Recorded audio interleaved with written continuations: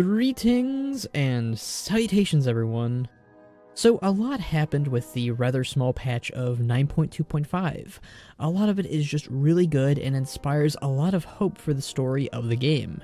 Maybe not everyone has come to appreciate this. It's very hit or miss with the community right now, but I actually really liked how secretive it was and how all of us were experiencing it all at once together.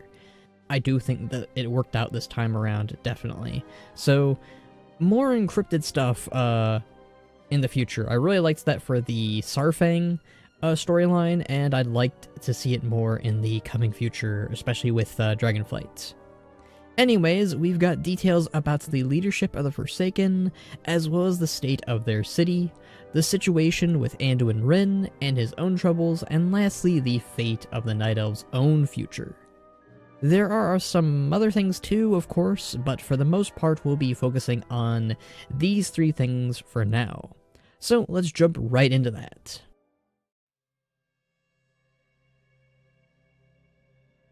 In the Fourth War, the city of Lordran was lost and drenched entirely with plague on the request of their former Banshee Queen and leader of Sylvanas Windrunner, in an attempt to take out the Alliance and their leaders.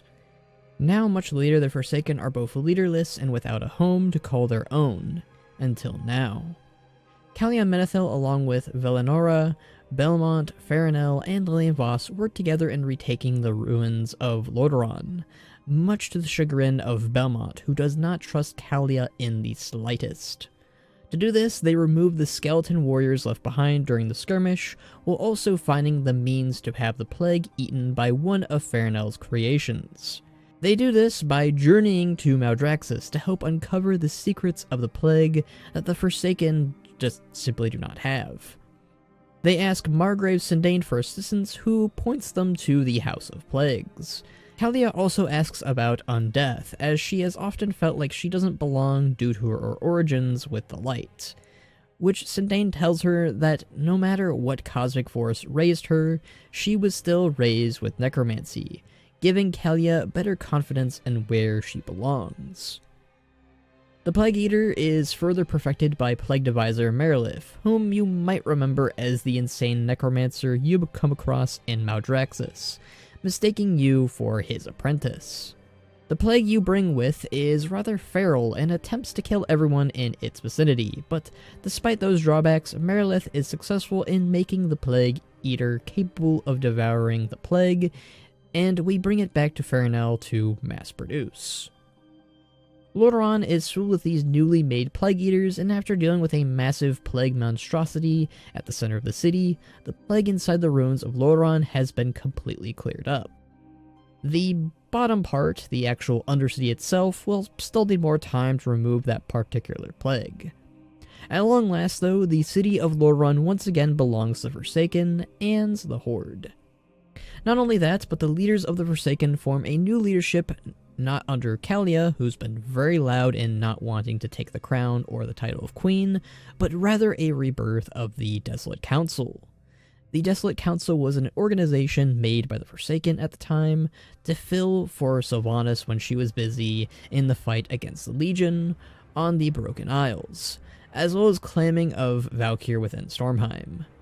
But it was wiped out by Sylvanas when some of them nearly defected from both the Forsaken and the Horde during a family reunion set up by Anduin and Calia and the Desolate Council, which just went awry.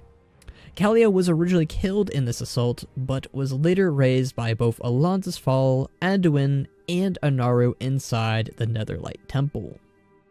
After the new Desolate Council is formed, Calia wanders off back to the throne room, where she reminisces on both the celebrations and tragedies born inside.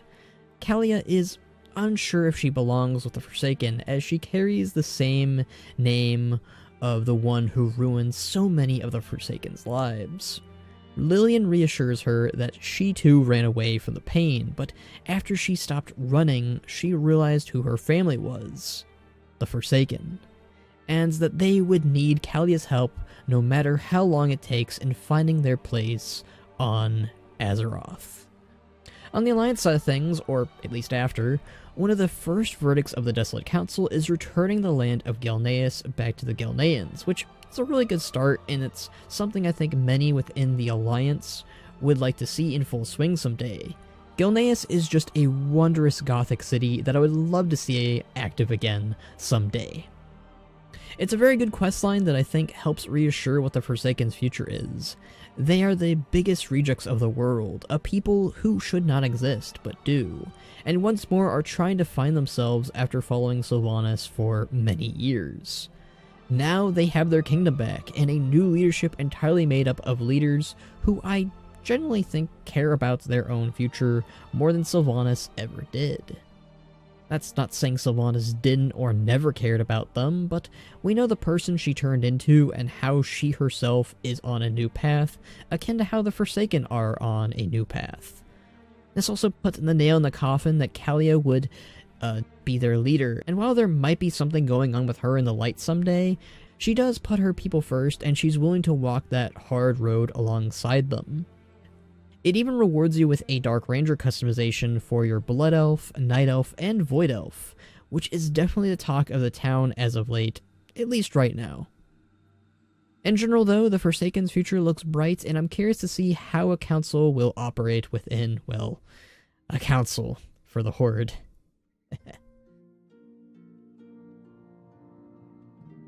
Tyrande Whisperwind went on a long crusade against the Horde and Sylvanas Windrunner after they warred with her people and took their home from them in the War of Thorns. While she was successful in retaking her home in Darkshore and beheading that no-good, bird-hating Nathanos Blightcaller, Sylvanas was the last domino that needed to fall for justice to be met. And only recently was the Banshee Queen sentenced for her crimes by doing Maw dailies, or collecting all of the souls she helped damn there. Now, getting to the new stuff, Tyrande is asked to join the Winter Queen in Ardenweald, where the Eternal One gifts to her the Tear of Elune, the Elune born after Tyrande was freed from the Night Warrior's curse. The seed is then empowered by the souls of her people once trapped in the Maw. Despite being offered a place in Ardenweald, they would rather provide a future for their kin. Considering the seed itself has a rather intense heartbeat, I don't think that this is their final destiny as some form of power source for the seed or whatever. They're likely to become wisps at some point, hopefully, and not be double dead. At least I can hope so, at least. It would be terribly tragic if they are just done that way. Ysera advises them to bring the seed to her daughter Marethra, the current acting leader of the Green Dragonflight, and that she'll know where the seed should go, likely being somewhere on the Dragon Isles, as Ysera cannot actually leave Ardenweald, as her soul is bound to it, and that it would take a great deal of power to do so, a power that only Elune could will, signifying that Ysera may one day return and that this isn't her permanent end after all. While this isn't a finalized conclusion to the Night Elves and their own home being lost, it's a good start to what is to come in the future. I do think that the seed will grow into a new world tree, this time blessed by the Winter Queen and the souls of the Kaldorei. It would be nice, at least for now, if we saw them operate in Mount Hyjal until the tree is planted or born. While it might be protected in Dragon Isles, I hope that it is planted somewhere in Darkshore, as I think it's a waste to not restore the place to what it once was in their own homeland, and also not let those amazing assets in the zone go to waste. It would be a good way to show that while Totoso was lost, and it was a pretty horrific event, that they at least found solace in a new home, not replacing the old one, but it would function as at least Totoso once did in their homeland of Darkshore. I think it'd be nice to maybe call it like New Darnassus or something. Maybe it should just be something new, who knows. I like the idea of it just being located somewhere near Teldrassil or something, I'm not sure.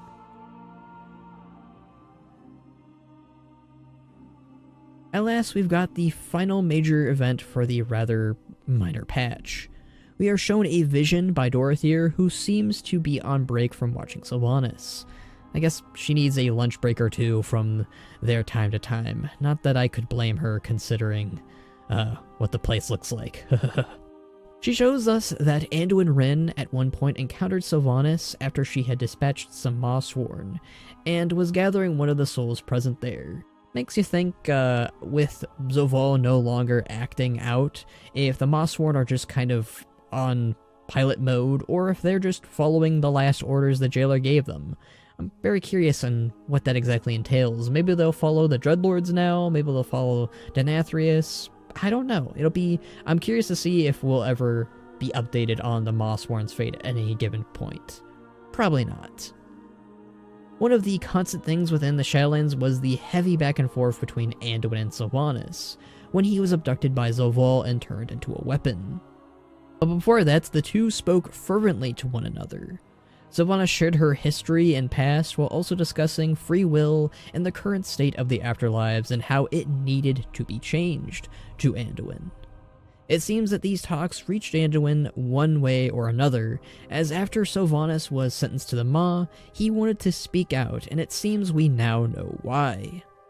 Sylvanas is confused about why Anduin has not rejoined his friends back home to Azeroth, as well as his kingdom.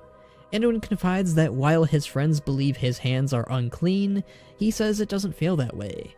In fact, he admits he might have even enjoyed the pain he was delivering, and that fact scares him. He's not sure if he can lead his people if he cannot trust himself. It doesn't help that for a while now, Anduin has frequently shown he's not entirely jiving with the role of being King of Stormwind, even coming up with an alter ego sometimes to avoid his duties as king, and to just live his life in normalcy. Sylvanas tosses the very words Anduin used on her about free will and how it is his choice to carry on the burden of king or not, and that she has accepted what she's done and who she is now. She'll be busy with her duties in the Maw until the very last soul of the Maw is freed. Her actions speak louder than words, showing us that Sylvanas has changed for the better, and that Anduin must make his own choices for his own benefit too. Anduin admits he's got a lot to think about and consider. Anduin then leaves, and they both say their final farewells to one another. Likely this being the last time we'll see Sylvanas for a long while. Very similar to when Velen said his own goodbyes to Illidan Stormrage back during the finale to Legion. Another character of very similar circumstance. I really appreciate the direction they're going with Anduin. Surprisingly, Sylvanas and Anduin work really well together. I think that's a common trend between Anduin and the Horde characters in general though, as we saw with him and Saurfang. On another note about Anduin, I hope we get to see more of this hooded or cloaked version of his model, as I think it's a really good look for him, and combines past looks he's had over the years. Very similar how they've been working with Thrall as of late of combining his own old looks together. I suppose time will tell if we see more of this, but it's not exactly the first or second time we've seen him wear this either. As we saw it the first time when he exited out of Stormwind to visit the Broken Shore, and a second time when he visited Varrock and the rebels somewhere in Duskwalla Marsh. Okay, back to the lore tidbits. This also washes away my fears of Anduin just palling around with Dorothea and Sylvanas in the Maw. Now we know that he's leaving Sylvanas to do her job alone and just wanted some final words with her. This doesn't confirm his whereabouts, but I do think he's going to publicly step down as High King, and I do think he's going to return to Azeroth at some point. And probably he's going to let Turalyon hold on to the role of High King until he's ready to take it on again, or maybe he just won't take it ever again. And maybe he'll explore the world a bit to get his head on straight. Could be interesting to have Anduin venture out to hang out with his friends like Bane, Jaina, Thrall, and so on, just hanging out in their cities, or just having a chat, having a crumpet or two, who knows. I'd love to see him and Dirac, basically Thrall's son, encounter one another someday too. That'd be, maybe that'll be something for the books. I'm okay with those types of things in the books, but it would be nice to see it in the game too. It is a head-scratcher if Anduin will return to the role of king, as we do have that one comic that always comes up of him becoming High King and being aboard the Exodar along with Velen. Maybe that's no longer canon, but who knows. I would like to see Anduin, at the very least, lead armies someday when he's more confident with himself. But this will allow a multitude of storylines to happen now, and I'm curious to see what they'll be. I also hope that in a similar fashion to Mr. Pandaria, which was also significant to Anduin's development, that we could see Anduin explore the Dragon Isles, and maybe, just maybe, we'll see him explore with his good old buddy Rathian, who is also figuring himself out in leadership and all that. Now that would be really great to see. Just a lot happened that I simply wasn't expecting, and while I understand the need for data mining and testing, I really liked that we got this as a surprise, and I hope we see larger lore moments like these kept a secret in the near future. But that's just my takeaway from all of this. As before, these new forms of cutscenes and lip syncing, music, angles, just dialogue do so much for the game and feel like a breath of fresh air. I get that we usually get these with the high-ask cinematics, but it's good that we can kind of have this more simplistic style with our character in the background. I do prefer the more high-ask cinematics that we get from Terran and his team, but I do hope we get to see more of both in the near future, too, especially within Dragonflight and beyond Dragonflight, with 11.0, 12.0, etc., etc. The storytelling we got with the Forsaken, Kaldorei, Anduin, Sylvanas, it just put a smile on my face overall. We didn't even cover the Blood Elf and Dark Iron quests, or the mysterious stables in both Orgrimmar and Stormwind. Just a lot's going on. But just know that a lot is happening that's making me just be glad to play WoW again, especially since a lot of these stories are more centered on Azeroth, which I do think has a lot to do with why I like them so much. It's definitely making me more and more stoked for Dragon Isles and the stories they will tell there. It may be a small patch, but it somehow packs a wallop in terms of content, at least with story and development, and just cool rewards. I hope they do more of these for other races and other leaders going forward. I love these small patches. They did them a little bit in Battle for Azeroth, and they went a long way with them. Just give me more of these. But what are your guys' thoughts? Did you enjoy this brief small patch? Are you hoping to see more like these in the coming future? I know I would. Leave all your thoughts down below about this. If you guys liked this video, feel free to drop a like or subscribe. I could use more of that lately. I'd appreciate that. You can check me out on other social medias in the description. You can also join me on my Discord where we talk about all sorts of things. And if you like me enough, you can support me on my Patreon like these amazing folks here. It helps me out a ton to provide you with these awesome videos. But until next time, my friends, see ya!